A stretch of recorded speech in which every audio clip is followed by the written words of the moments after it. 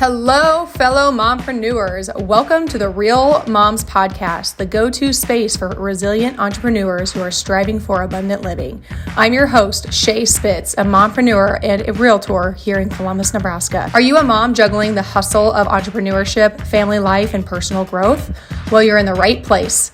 On this podcast, we dive deep into the real, unfiltered stories of incredible women who are navigating the journey of mompreneurship. We'll celebrate the victories, share practical insights, and acknowledge that it's okay to face challenges along the way. Success isn't about the destination. It's about the journey and the growth we experience as we balance our careers and the chaos of family life. Whether you're a seasoned mompreneur or just starting on this exciting path, join me and our amazing guests as we explore what it truly means to be a resilient entrepreneur striving for abundant living. Get ready for real, raw, and remarkable conversations that will inspire and uplift you. Because here at the R.E.A.L Moms Podcast, we believe in the power of community, authenticity, and the strength that comes from embracing the journey together.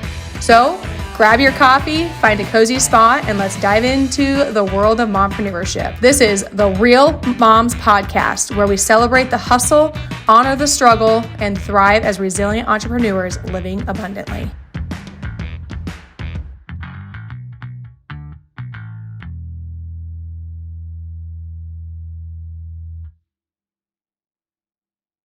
Welcome to another episode of R.E.A.L Moms Podcast. I like to start every podcast off with a motivational quote, and today's quote is, "The most important investment you can make is in yourself," and that is by Warren Buffett. I felt that was a really good one for our agent today who also invests in real estate. So today we have Megan Eckertt, who has been a top producing agent in the Norfolk area for multiple years and is excited to continue her career with Inspire Realty in Norfolk. She has been in the business for over 15 years, and her true passion revolves around real estate investments. She loves helping buyers and sellers invest wisely. She loves helping people get into the real estate investment world, whether it be purchasing rental properties, flip properties, or offering her advice on new construction projects. She, along with her husband, started investing in real estate in 2010 and have never looked back. From owning rental properties to flipping homes, and most recently getting into the vacation rental market, her experience, drive, and desire to help others is what sets her apart, providing the best service for her clients. Welcome to the show, and thank you so much for being here. Thanks, Shae. Happy to be here. Thanks for having me. Yes, absolutely. Okay, so we're going to talk a little bit more about your investment side of things. So can you share with the audience what kind of got you into, I guess, what is your real estate story? Let's start with that. What is your real estate story and kind of got you to where you're at today? Sure. Yeah. Well, actually, my husband and I kind of stumbled into real estate, to be honest. So my degree is not in real estate. I never had the goal to be in real estate when I was younger. It wasn't a dream of mine or anything, but in fact, I never thought I'd be living in Norfolk. So I grew up in Battle Creek. That was where we're from, both of us. But we started dating in college, got married, friends for life, but just dating in college, got married. When we had our first kid, we decided, family's back here. Of course, it's easy to move back to family, and it's a draw that a lot of people do. So we did that. We moved back here. I had a job in tow. I worked from home. Company out of Omaha. My husband planned on working at the new core detailing center, but so he was just finishing his schooling for drafting, actually.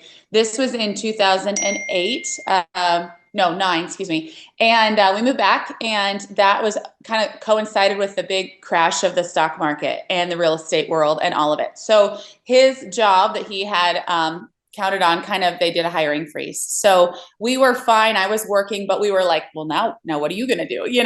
And the house next to my parents, the house next door to where I grew up, happened to be for sale. And it was kind of one of those, everyone thought it needed to be torn down. We saw an investment opportunity. So you're going to laugh when I tell you how much we paid for it. It was $13,000 is what it was listed for. So crazy. We were out at my parents' house one night, and I said, "Hey, hon, we should flip this house."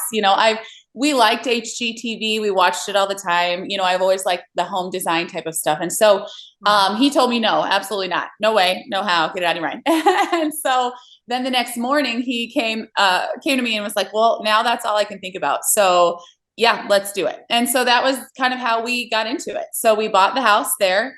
He did most of the work. It was a lot of cosmetic, but really heavy cosmetic, tearing out lath and plaster, new, drywall, new cabinets, flooring, paint, all this wallpaper, all the things. And so we worked on that together for 6 or 7 months maybe, and ended up listing it then and made a decent profit. And at that point, then foreclosures were coming on the market. So then we bought more in Norfolk. And our average price at that time of a house was like 20 to 30,000, but they were, yeah, it was, I mean, it's one of those, like, it just doesn't happen today. It was right time, right place.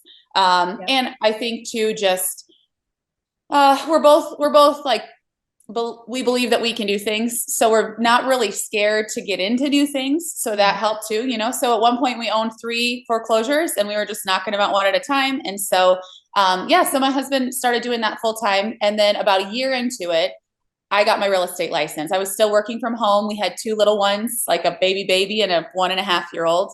Our girls are 13 months apart. So they were, at home. I wanted to be able to stay home with them. So I just thought, well, I looked at, we used a realtor the first year and she was great, but I was like, well, I probably can do that, And so I got my real estate license and I just started doing our real estate stuff. Yep. Over time, we flipped more houses. I transferred kind of into doing real estate full time. And that's just kind of how we took off. Yeah. Now, when you bought your first property, did you finance it or was that like a cash thing? That was cash. We had that saved up. Yep. Okay. 1 second here. I got to plug my computer in here. Nope, that was cash. We had that saved up, which was good. We did use the bank for the fix up cash though. So we did go to the bank and we said, hey, sorry, I should have had that done before. You're good. We said, we'll buy the house with cash, but then they used a home equity line of credit on the home that we owned with, that we had paid down some. So they gave us a home equity line to fix it up. So we had a loan on that. And then as we kept flipping, we kind of, we were working with a local bank and we had that agreement that we would put in the down payment money on every home. They would give us the cash to fix it up on this line of credit. And then, eventually we could buy so many houses at one time up to so much, total debt type of thing. So yeah, that reminds me honestly on how my husband and I kind of got started, which not as far back, and we have not bought a property for 13,000, but even some of the homes that we have bought, it still sounds crazy and unrealistic to where things are at today. But, right. And so, I mean, through all of that, how have you guys been able to kind of, I don't want to say balance, but work together with the family life? Because I know flipping homes, especially if you're doing a lot of the work yourself, is going to be a lot of hours putting in. Yeah. My husband worked really hard. He did so much work. In hindsight, when I look back and, we flipped 4 houses a year a lot of the time, and he did a lot of the work. Eventually we did have a crew that worked with us and we used more contract labor, but he did a lot of the work, but we were just always there. It was kind of a work-life mix. I mean, I remember my second daughter being born and we were painting a house. So I did all the painting. That was kind of painting and staging was my role. And design, what are we going to change? Where do things go?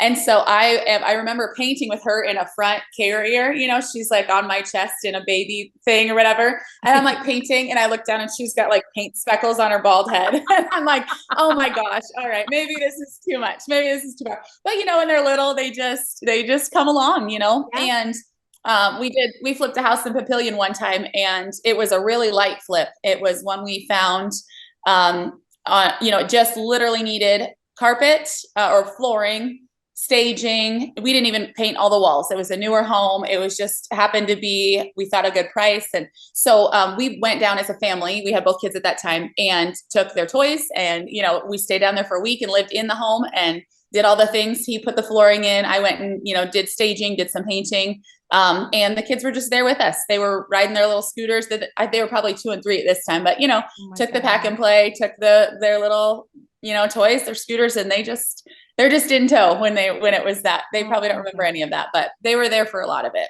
Yeah. I mean, just something like that. That sounds like a lot of fun in all reality. And as the kids get older, it's not as easy to do things like that because they're in school and they're in sports. But when you're young and you're able to do things like that and be able to move around like that, that's not something that we've ever done, but that's a pretty neat thing to be able to do because it gives you that flexibility to be able to incorporate your family into all of it and have Yep. them be a Yep. part of that entire journey, from Yep. start to finish. Yep. And And so even many, today, go ahead. they're still, we don't cart them, but one of the last listings I had, I hired my kids to clean it because it needed some, and so they have just grown up around all the real estate stuff. So, and we enjoy that. I like to have them see us doing these things, and, hopefully they'll do something with real estate. I don't see them being full-time real estate people, but, I just, obviously we believe in investing in real estate. And so even as a side gig or passive investment, it's a good thing, passionate about it. So yeah. And I think people might hear your story and be like, oh, that's pretty easy. I could do that. But you also need to realize there's a lot of people who don't want to take on that risk. I mean, how many people passed up that $13,000 house because it needed to be torn down? right. I mean, Right. it's something, it's getting started. The first time is always the hardest. Always, Mm-hmm. always, always the hardest.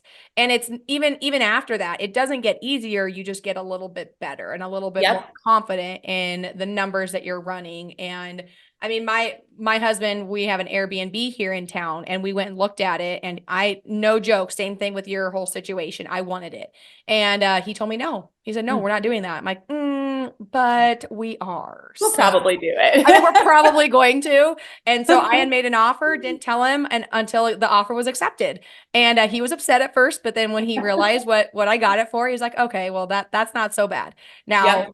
long story, it always costs you more than what you anticipate. So Oh it yeah. definitely cost us more money. But Yep. you live and you learn. Like there's nothing that are failures. It's just it's a lesson. It's an experience. Yep. I'm sure you've had quote unquote failure flips, I would imagine, or Yep. things that could have been an epic failure, but hopefully worked out. Have you ever lost any money on an investment? I don't know that we've lost money. There's been some that have been questionable about whether we made anything. Years into it, we decided to build some spec homes. We built 4 townhomes. I loved the location. They were here in Norfolk on the golf course. The lots had been sitting forever, and they were walkout lots on El Dorado. I just couldn't understand why they were still sitting. So this was kind of after a couple years of flipping, and I thought, let's build these homes. So it'd be great for me to list them, just sounded fun. That was probably, I mean, we did the 4, it was great. They turned out great. The first one we did though, there was two sets on the north side. It was like a circle, 2 sets on the south. We did 1 spec, and I had an open house that, I thought we would do 1 spec and then sell all the other 3 from that one kind of, and that happened. But the first one sat for a year. It sat for a year before, it sold. And at that time we had it listed at 325, and we probably had, 275 into it at the minimum. And so, carrying costs and just the fear of like, what did we do? So I think on that one, we ended up making money, but then on the other side, there was unexpected dirt costs. I mean, the bid was, let's say 3,000, and the bill came back at like 15,000. And so there was a couple of those where I was like, well, there goes all the profit on this one, so Yeah. it was definitely a live and the learn. And then just the stress of the building, we definitely learned through those 4 that we're not builders. We didn't want to be builders after that. Like I always joke with people, like I maybe could have continued, but I would be a terrible mom and probably would have been divorced. So it's one of those, you just got to know where your strengths lie, that construction world, when you're only relying on contractors, like they're great, but they're busy, and the timeline isn't what you hope, and the budget's never what you hope, and all of that. And so that was definitely a learning. We've not built anything since, and we don't plan to. Well, So, and it's funny because like you look at those and it's 1, would you ever do it again? No. 2, would you ever take that experience? No. You know what I right, mean? right, Like yep, there's just because it wasn't a success doesn't mean it was a failure. right, And you learn so much from your failures. You don't learn from your successes right, technically. You learn from your failures. I guess that's where I learn a lot. Most of my lessons come from my failures. They don't come from my successes, because you don't yep, know what you did wrong or what you did right to learn from them. So, I mean, our very first flip, we learned so much, and we mm-hmm. learned that we will not do all the work that we thought we were going to. Yeah. Yes, that's a hard thing, I think, for people. Everybody, well, I haven't talked to people right now that want to flip necessarily. It's harder, but in that, like, everybody wants to flip houses. Everybody loves the idea. I think the hardest part for a lot of people is what do you do and what do you not do? What do you leave and where do you spend your money? Where do you not? You know, and if you're not careful, I do think a lot of people get in way over their heads, and they put things in it that maybe they would like, or that they, you know, and it definitely is a skill to learn. No, I guess what the public will want, what's important, what you're going to get dollar for dollar back, or sometimes even more, and then what you won't. So yeah, it's an interesting, but you're right. Learning from failures. Yes. It's not a fun thing. And as I get older, I'm like, I really don't love learning from failures is what I'm learning. Not as fun as it sounds. Yeah, not as fun, but really valuable for sure. You're right. It is. It is. I know. And yeah, I mean, nobody likes to, but again, it's not a failure. It's just a lesson. And I think we need to change the mentality around that. But the biggest thing, I don't know if you hear it ever, but people say, oh, it must be nice. Do you ever hear that? People say, oh, it must be nice. And it drives me crazy. I'm like, you have no idea what we've done, the risks that we've taken, the challenges we've come across, the mountains we have climbed. And I'm sure for you guys too, like getting into that, taking that first leap. I mean, I can't even tell my story because it sounds absolutely insane. The amount of money we invested into a company and the amount of money I was making at the time were the same. Like I made in a year what we invested, and we took all of the debt out on credit cards. I mean, would I ever do it again? Absolutely not. It was awful, but do I regret it? No, because it got us to where we're at today, you know? And so, it's fun to listen to other people's success stories, but failure stories too, because it got you to where you're at today, you know? And, I mean, does your husband still do construction, or what does he do then? No, so we flipped full time for about 3 years, and again, busy. And I look back on those times. I'm like, oh, it was so fun. I would still flip houses today if he wanted to, or if the deals were easier to find.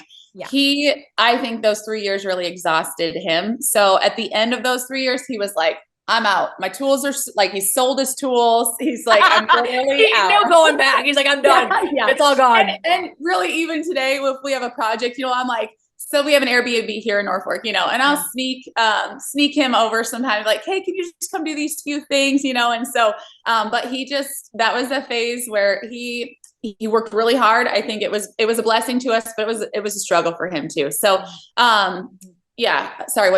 And then now he just does we own apartments. So he does the property management of those. And we have some great ladies that actually deal with the day-to-day management of it. And so it's wonderful. They're great for us, and they do a great job. And so he gets to be a lot more hands-off. So yeah, that's fantastic. So how did you transition from flipping homes to long-term passive investments? Sure. So we took our earnings. So one thing that we were really fortunate throughout the whole time of doing is we never actually lived on any of our income from the flipping. So most of the time, about half of the time, I kept my job in Omaha, the one I was working from home. So that supported our day-to-day expenses. So everything we made from every flip got to just keep rolling into the business. And so my husband never took a salary. We just kept investing it all. So at the end, we had a decent amount of money that we, a couple years later, there was an apartment complex that came for sale. And so I guess we are maybe kind of go big or go home people. I don't know. So we had not owned any rentals. We did the flipping. And then an apartment complex came up with 42 units. And my husband's philosophy with rentals was he didn't want to do the day-to-day management. He didn't want to talk to the tenants. He didn't want to rent it. He didn't want to go unclog a toilet, those types of things. So he was either not going to buy them or buy enough to where we could afford with the property to do a property manager. So this one came for sale in Norfolk. It was a 42 plex. And so we bought that, and that was our first jump into multifamily. And so, and it was a wild ride. We knew it was also a kind of a flip. We just can't get away from the flip mentality. So yeah, well, you want to add value to the property. Yeah, very much value add. Yep. And it was, oh man, we knew it was crawling with roaches. We knew it had a lot of, neglects and, decades of neglect. And we knew that going in, but we also saw that, well, we can fix it up. We can, the rents were low, accordingly. just didn't have a very good reputation. So yeah, we spent a couple years doing, I mean, we're still doing it currently. Right now it's getting all new siding, decking. So we did the interiors for a few years, and now we're doing the exterior. So it's kind of this never ending, but it has been a good value add. It was kind of the first one, and then we've bought more over the years. But yeah, it was. And again, we kind of started doing all the work ourselves there too. I would do my real estate. I would go show a house, and I would take a bag of change of clothes, and I would go paint in the afternoon. And then I would, we have pictures of the kids being involved in that one too, cleaning carpets and having their toys. They were probably 9 and 10 at this point or something, a little older, but they were over there with us. So yeah, learned a lot about things that we never thought we would during the bed bugs, roaches, we're experts at all the things now. So just experts on all of those failures. No, all the pest control issues. Yes. Yeah. I mean, there's a lot of things that come along with the investment side of things. People watch the HGTV and they're like, oh, that looks so much fun. Oh, they make so much money, or they bought it for this and they stuck $50,000 into it. And then they turned around and so, well, people don't take into consideration the holding cost. Are you financing it and you have interest rates to pay? Are you doing interest only payments, or are you paying down the principal balance? What are your utilities? What are your taxes, your insurance? So it's all of those things, that a lot of people, just because you bought it for $200, stuck $50,000 into it and sold it for $350, doesn't mean you made a profit of $100,000, but that's what HGTV makes it seem like they did. Oh gosh, yeah. Their numbers, we used to watch those shows. It was like, how are you making 100,000 on each? This is wild. Or 200, or like that didn't happen here in Norfolk. No. I mean, you're looking at like 10 to 20, maybe 30 kind of situation, Our formula was always, we wanted 50,000 of margin between our purchase price and our sale price to do our fix ups. Now again, that would change today, because that was back when kitchens were $4,000 and, HVAC was $2,500. It was just, the prices were so different then too. So, yeah. And you want to take into consideration, I mean, that might've been, so ours was, we wanted to be able to walk away with about 25,000 after closing cost, after expenses, after all of that, because it gives you, I mean, anybody, those who are listening, sounds like, $25,000 might be a lot. Okay. Well, if you hold on to it for 6 months, right. Or if you don't get your asking price, you have some money for repairs on inspection time, if you have any of those. Yeah. Yep. The repairs, the unexpected expenses, that extra $15,000 of dirt work that you weren't expecting. Right. I mean, there goes your profit, so. Yeah. And then you have the tax side of things. You can't just 1031 everything. You're paying taxes on those flips unless you've held on to it for an extended period of time to be able to roll it over and use a 1031. So, I mean, it's not just you sell this and you use those funds for the next one. I mean, you're still going to be paying taxes on that money for the most part. So it's not all glory and beautiful and no cockroaches and no bed bugs. I mean, it's not, it's all of that plus a lot more. And I do think in the real estate world, you do have to be, especially if you're looking for the value add, you're looking for the flip, you will run into all of those things for sure. Yeah. It's not if, it's when. Yep.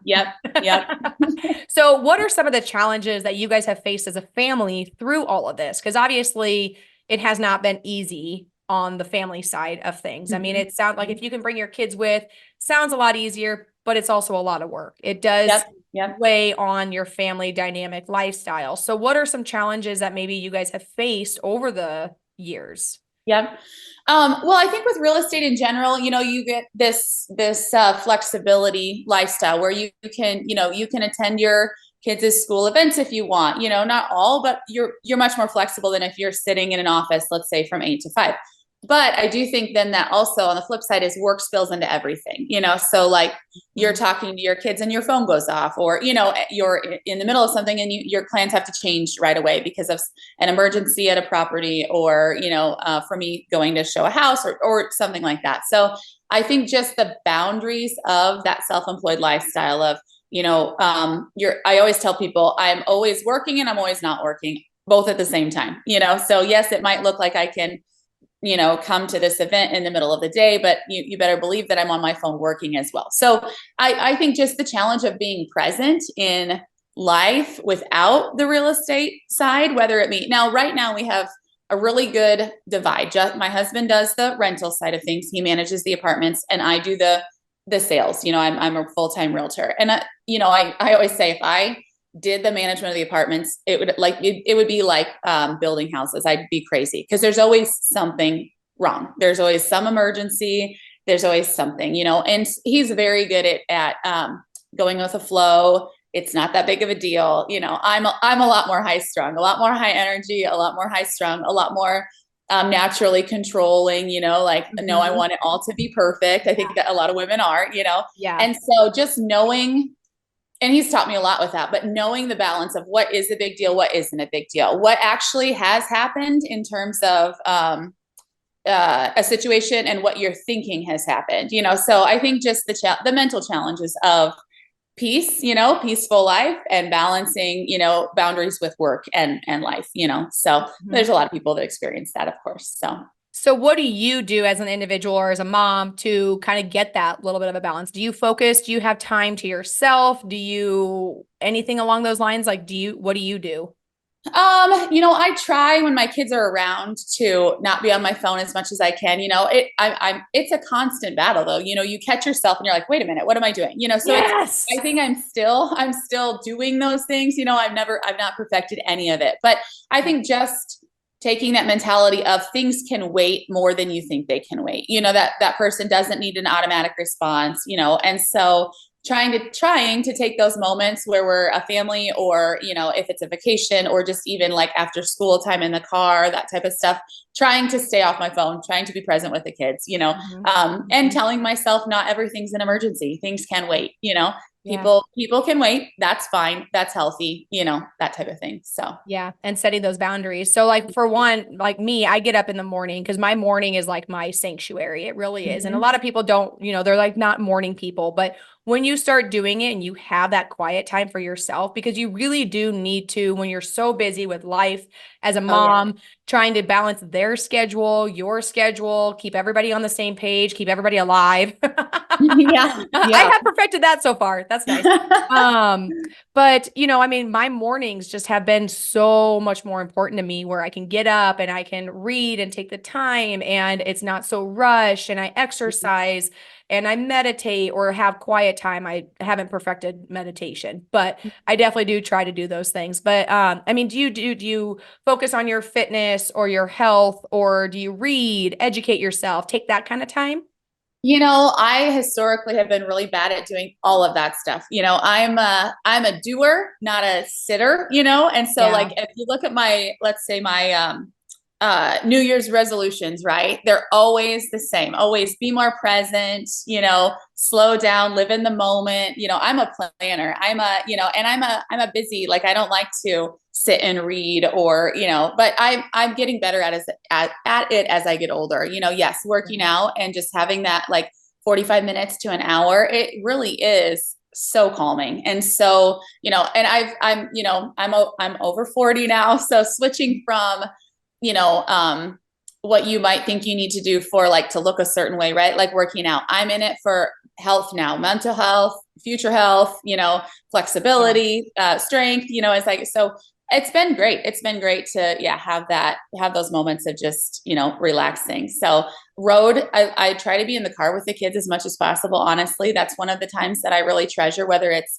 taking my youngest to school or like going to a basketball game with my oldest, just because those car trips, 20, 30 minutes are fantastic. So just trying to find those little things and making those a priority, I suppose, is what I'm trying to do. So yeah. Yeah. And I think that we all are trying to do that. And I was talking to another agent. We were talking about just setting those boundaries and putting your family time into your calendar, just like we do for other appointments. Put your family time into your calendar. And that is like, that stays, and you don't need to tell your clients, hey, I have my kids' basketball game. You could say that you have an appointment.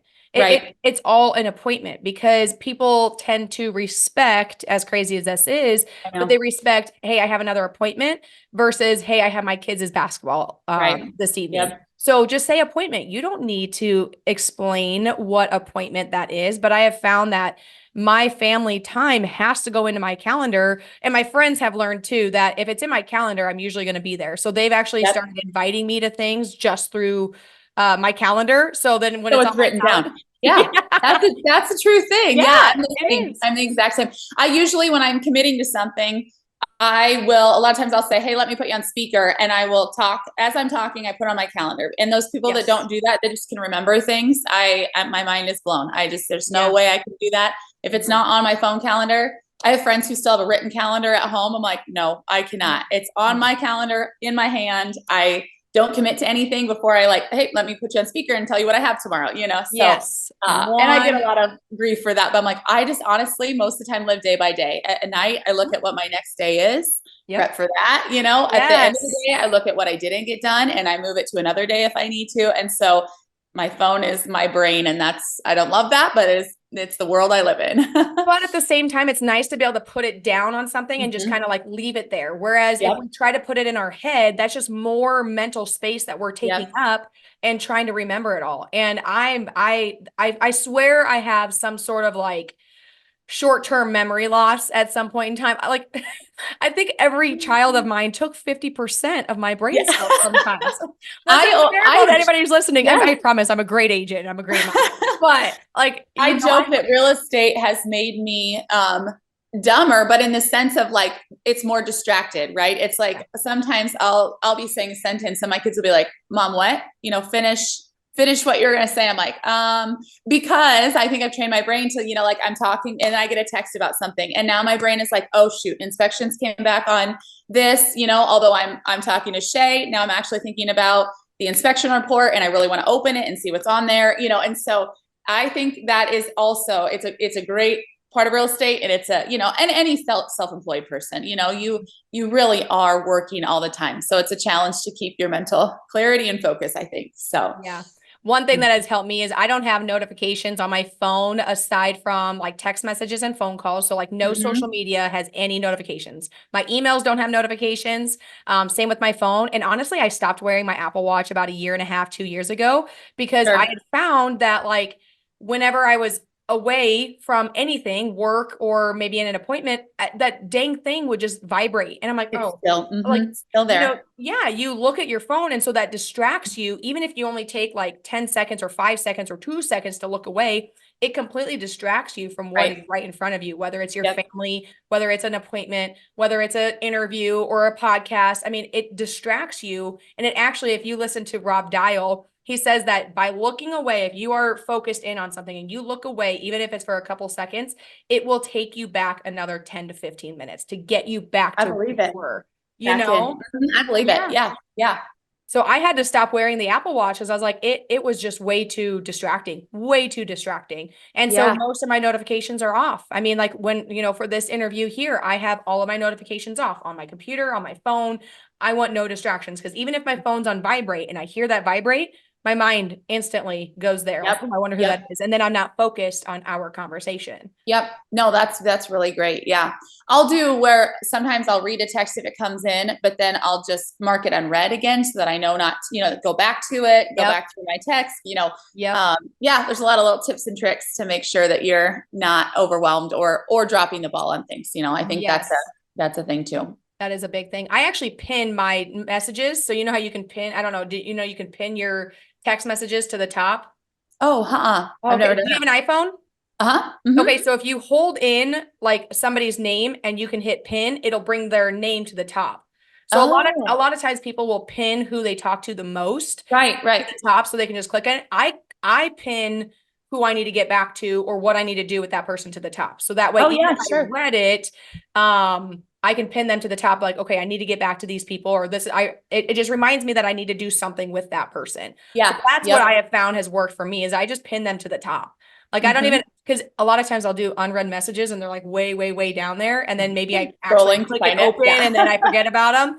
So I do pin them to the top. And then once I'm done with whatever I need to do, I unpin them. So that's what I have found has worked for me. And it has really kept me from dropping the ball, I think, on several things. So I like it. Very good.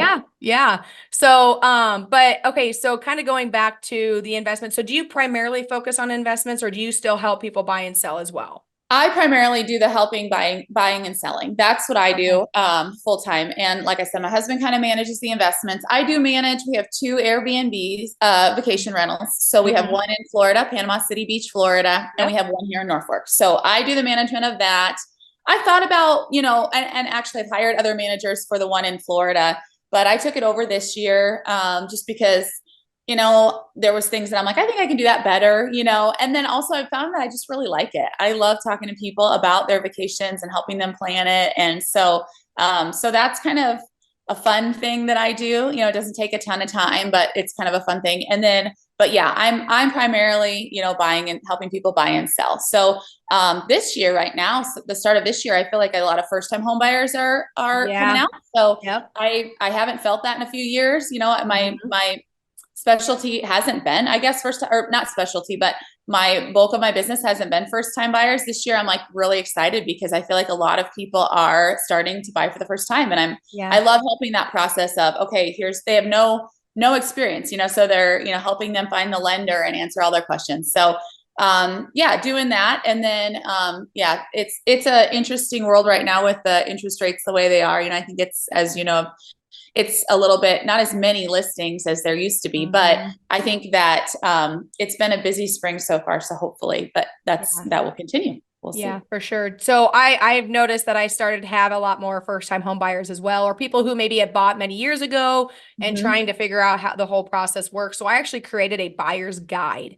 And I started implementing like systems, but I also started putting together like a seller's presentation and a seller's packet. So that way, when I do have those appointments, I grab those folders and I take it with me. So I actually just printed my buyer's guide. And I got it from somebody else. And then I just inputted my own information and content into it. But it just really gives a good breakdown. I think it's like 17 pages because it can be very overwhelming.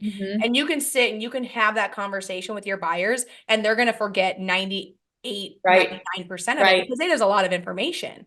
And we get into these rhythms and I always tell people like, hey, if there's anything that you don't understand, please ask me. If you've asked me 6 times and you feel like silly to ask again, ask me because it's so overwhelming. But I think the buyer's guide, I'm really hoping the buyer's guide will help my buyers understand the process and they can always go back to it when they have questions because it's a lot. It's overwhelming to say the least because there's so many grants and programs and loans and it's not just, I like this house, let's buy it. It's not.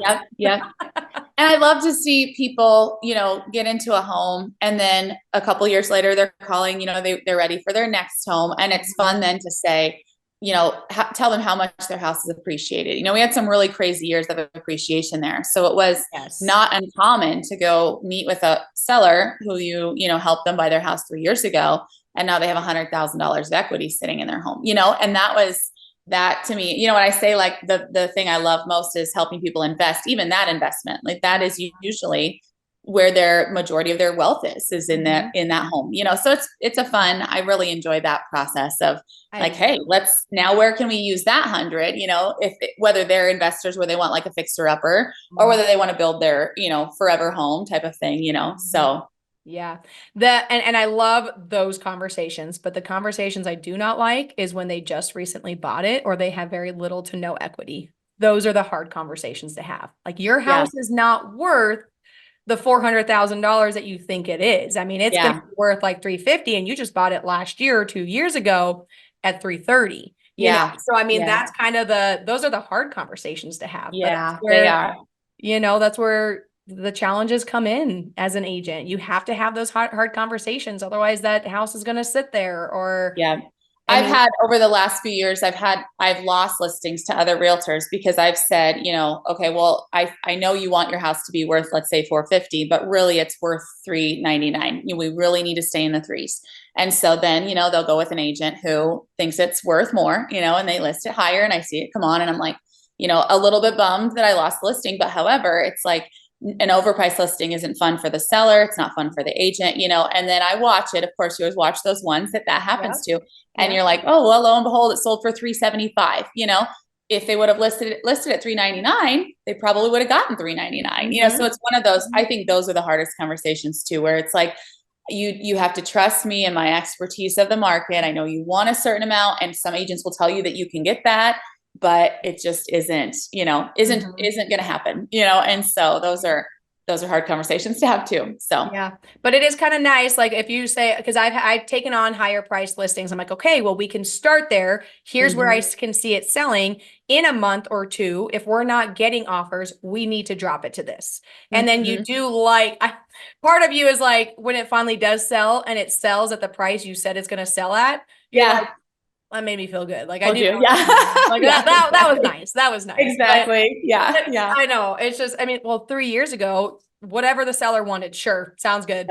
Yep. Like comping it Anything. didn't even make it. It didn't make sense. No, it's changing so quickly. Everything was higher all the time. Yeah, literally, there was no CMA. There was no market analysis. It was like, what do you think your house is worth? That okay? Well, let's try it. Yeah, let's throw it out there. It was. Give it a whirl. It'll sell. It was. Yeah. We're definitely in a different market. Yeah. Yeah. It's changing a little bit now. We're not seeing that crazy thing. You really do need a comp. You do need to make sure it's going to appraise those things. But yeah, I remember I'm like, sure, sounds good. That'll work. Yep. Whatever. And it did. Yeah. It did. Yeah. So going back to your short-term rental, I wanted to see do you use Airbnb a lot then? Yep, Airbnb and Vrbo both, but most of the business comes from Airbnb, which I think a lot of people will tell you. Yeah, and I really like. So did you? Maybe you're doing this, but how it's basically AI, where you can create your templates, and so anytime somebody is going to have a booking, you can have a text go out to them. Here's your checkout instruction. Yeah. Game changer. And then you have another text go out the day after they get moved in, like, hey, how's your stay going? If you have any questions, let me know. And then the day before they check out, hey, here's your checkout instructions, and you don't have to do anything. Reminders. I know. So good. Yeah. It was like, oh, does VRBO do that or no? I haven't figured it out on VRBO yet. I haven't either. I'm sure they do, but I haven't messed. I have it set up there, but I haven't really messed because there's not a lot of reservations that come through there. So same. But yeah, when Airbnb did that, it was like, hallelujah. It was amazing. I was so excited because I handle those, and I was telling my husband about it. He's like, oh, that's cool. I'm like, you don't even know. It's very cool. Amazing. Where do you have yours at? Is yours in Columbus or here in Norfolk? Columbus? Yeah, nope, in Columbus. So we actually took an old church. It had sat vacant for 2 years, and we converted it into an Airbnb. So it's been a journey, to say the least. I'll have to check it out. Yeah, it's called the Neighborhood Sanctuary. So it actually sits on an acre and a half. It's by the airport. It's kind of in its own little neighborhood, or it's by itself in all reality, but there's no garage. But it's been a journey, to say the least. Very cool. People might look at it and be like, oh, I should have done that. Well, you have no idea the hurdles and the obstacles that we've had to go through, and the things that we've had to endure, and the battles we've had to fight. Like, it has been gut-wrenching challenge. So yeah. Did you guys do a lot of the work on it yourself? No. Nope. I learned that very early on. People don't like anything that I'm a bigger vision kind of person. I can see the design, the layout, what I want. I just need somebody else to get me there. Sure. Like, this is what I want, and I need you to get me there. And my husband has his electrical contractor's license, but even then, we just found that it's just easier to have somebody else who has a crew to go in there and do those things. Much quicker. Yeah. It is. And then the liability of things. So we actually just had a rental catch fire. And that's another challenge in itself. If you haven't experienced that, that's a whole nother one. Everybody we had a deck fire last year at one of our complexes, but we were lucky. A deck fire, just a fire out on the deck, like someone smoking, and it didn't, but thankfully no big damage. So we were really, this was inside. It's an interesting one. Fortunately though, it had nothing to do with the house, had nothing to do with the electrical, didn't have anything to do with the space heater that was plugged in nearby. It was it was deemed inconclusive. I have my thoughts, but I was talking to the insurance company, and she said, well, we needed to make sure that if you had an electrician, because it wasn't a flip, it was a rental, but we did have a little bit of work done to it. Fortunately, we had no electrical work done to it. But she had made the comment, well, if you had any electrical work done to it and the electrician did anything in that area or did anything that caused it, we would go back on that electrician. And I'm like, Even if we would have had, because my husband has changed out outlets before when you don't pull. Sure. Yeah. Yeah. So if he would have done something like that, which fortunately he obviously didn't, but if he would have done something like that and it started fire and that was the cause of it, holy moly, you don't Right. realize the amount of liability just on There something is. so small. Mm-hmm. Mm-hmm. And so, I mean, he even said, he goes, never again will I help anybody out by just Yeah. switching out an outlet without pulling a permit. He's like, that sounds ridiculous and it's going to cost somebody a ton more money. But he's like, I will Right. not. I will not. No, I know it is. There is a lot of liability in the real estate world in general, Mhm. Mm-hmm. Yeah, Yep. so much. But yeah, so I mean, just all the challenges, but Mm-hmm. they're Mm-hmm. not failures. I'm gonna take it as a lesson. Enjoy Good and bad. every bit of it, Yep. just Good and like bad. as a parent, as a spouse, like we have those failures too. I had a huge mom fail the other day. I had the wrong time down for my daughter's basketball game and we didn't make it. Yep. It's one of those things. I think we live, women, moms, in a world where we don't want to tolerate any of that, right? We want to be perfect everywhere, in our jobs, with our kids, in our marriages, and I don't know where that idea of perfection even comes, like where our model really is. It's this fake me looking at you and saying, well, Shae does it this way, and so I feel like the more we can get out of that and say like, okay, well, it's not going to be perfect, but I'm going to do this, right? I don't know how to have this conversation with my kids. It's not gonna be perfect, but I'm going to do it this way, or even starting a new business, like I remember when I took so I was just part-time real estate, doing it for our own, when we're flipping, friends and family, that type of thing. But when my kids went to school full time, when both of them were in school, that's when I was like, well, now I have the time to be full time. But I remember really deep down being scared and nervous. Like, well, what if I fail? What if I try to be busy, to be successful, to be a good agent and I'm not, people don't use me, or, it was just this no really rational thoughts necessarily, just all this deep seated, and I remember at that time telling myself, and you're going to ask about advice later, but one thing a day. I told myself, all right, just do one thing a day. You don't have to go from being a part-time agent, which we're not supposed to say, right? But part-time agent to the best, most successful realtor in Norfolk. That you don't have to lay out the plan today. You don't have to get there today. You just do one thing a day, whether it's do a social media post, make a cold call, do a CMA, go out with a buyer, follow up with a buyer, any number of things. And it was not my norm. It was not how I normally operate, but I really stuck myself to this one thing a day, because then otherwise I would get overwhelmed, and maybe want to quit. And so I don't know, it really transformed things for me. I went from being, I think I tripled my business that year. And so it was interesting how it happened, like to look back and watch and go, or, review it and say, was it one thing a day? I probably did more than one thing a day. It wasn't like I made a call and called my day done, but just that mindset of like, okay, you know what? I did that post. Now I can be done if I want to. It was one of those, like, taking the stress out of it, taking the pressure off. And then you just start to be who you are and work how you work, and, without the mental narrative behind it, so. Yeah. So you're going to have, I know maybe you're not much of a reader, but one thing that I would encourage you to read is called The Power of One More by Ed Milet. It's Power of what? The Power of Yeah. One More. The Power Oh, of okay. One More. So it's basically pretty much what you're talking about, where he, just do one more. So like if you said that you're going to work out for 30 minutes, work out for 35. If you said that you were going to make 5 phone calls, make 6. Like just the power of that one more. Yeah. And it's just, I think that we can also not only do that in our business, but in our family life too. What could we do, like, for one thing a day? What could we do for our significant other? Even if that's just like, hey, good morning, and giving them a kiss, or, telling them hi and giving them a kiss when you get home, or telling your kids, putting your kids to bed every night. What is that one thing that you can do today, not a year from now, not a week from now? What is one thing you can do today that you think will help your family life, your spouse, your business, just that one thing? But yeah, it's called The Power of One More, and it's such a good book. Okay. Now, for me, I find that for me to learn, I have to listen to it and read it at the same time.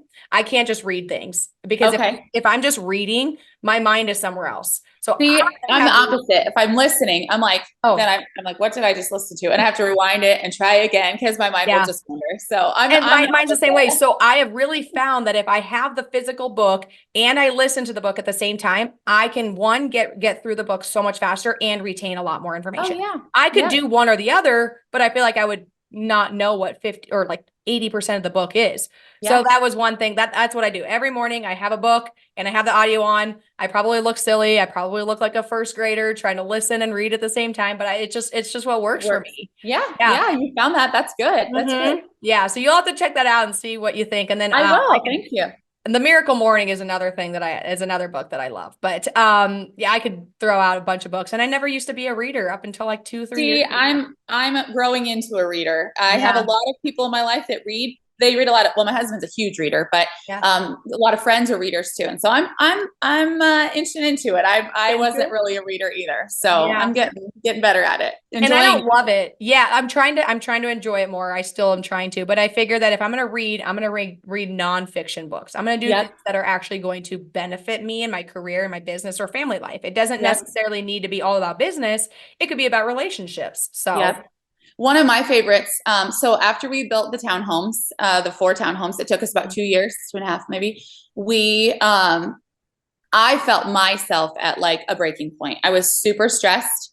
Our marriage was stressed out, everything just was stressed. And I wasn't happy because I was like focusing on the negative, what didn't happen, what was like, just really, really the building. And we went on a vacation. My husband, he was like, I need sunshine. So we actually spent the month of January in Florida. We rented a condo and we stayed there.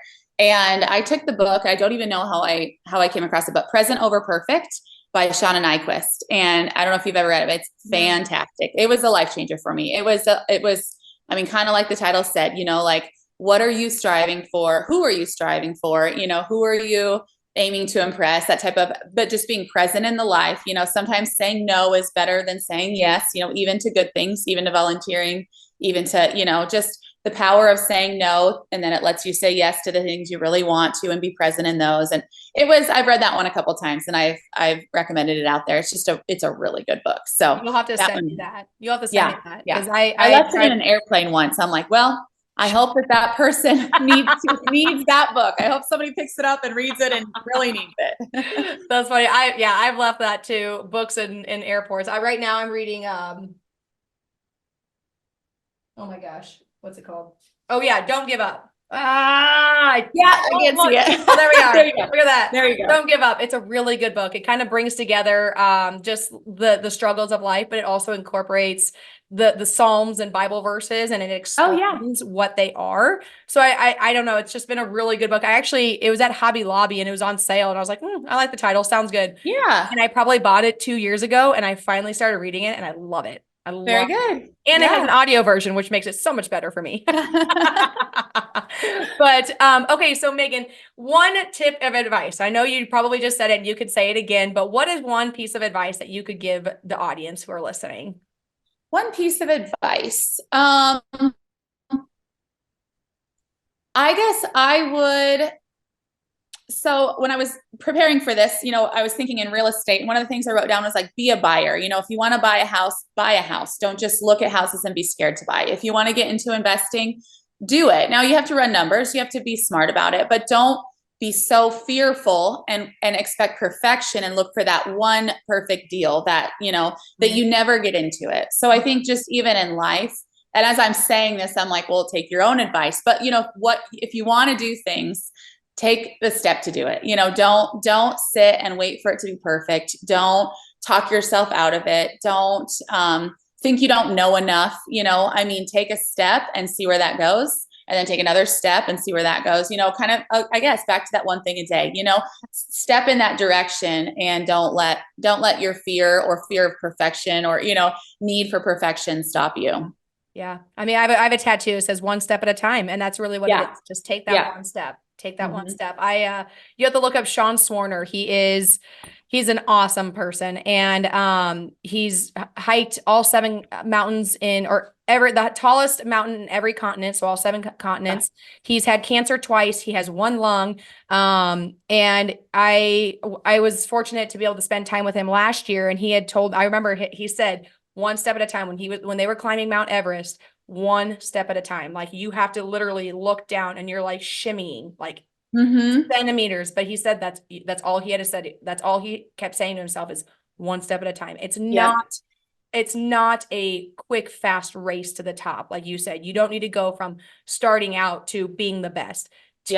Slow and steady wins the race. People who blow up immediately, usually it's not sustainable. It's going to collapse at some point in time. If you can do slow and steady, I mean, we're all so impatient, but patience is the number one thing I can recommend to anybody is patience.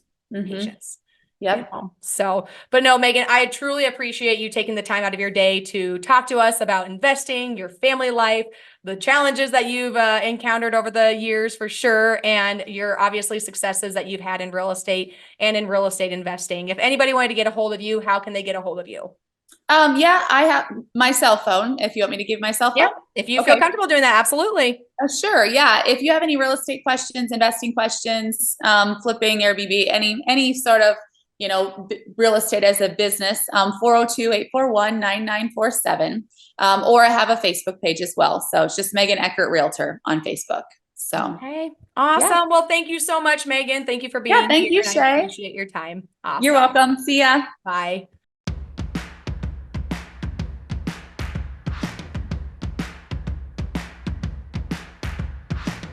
If you found value in today's conversation, don't forget to hit that subscribe button so you never miss an episode. And hey, sharing is caring, right? Share this podcast with your fellow mompreneurs, friends, and anyone who you feel could use a dose of inspiration. Share it on your social media as well. But most importantly, if you found this episode helpful, please, please, please leave me a 5-star review. This helps get our information out to those who have never heard or seen us before. Are you feeling inspired and you're sure that you could add some value to the podcast? Shoot me a message and let's talk. We love hearing from you. So connect with us on social media. Tag me at Shae J Spitz. That's ShaeJSpitz. And share your thoughts and takeaways, or even suggest topics you'd like to have us explore more in the future episodes. Remember, you're not alone on this journey. Your resilience is your strength, and your pursuit of abundant living is truly remarkable. As always, keep thriving, keep growing, and keep embracing the beautiful chaos of being a mompreneur. Until next time, take care, stay real, and keep living abundantly.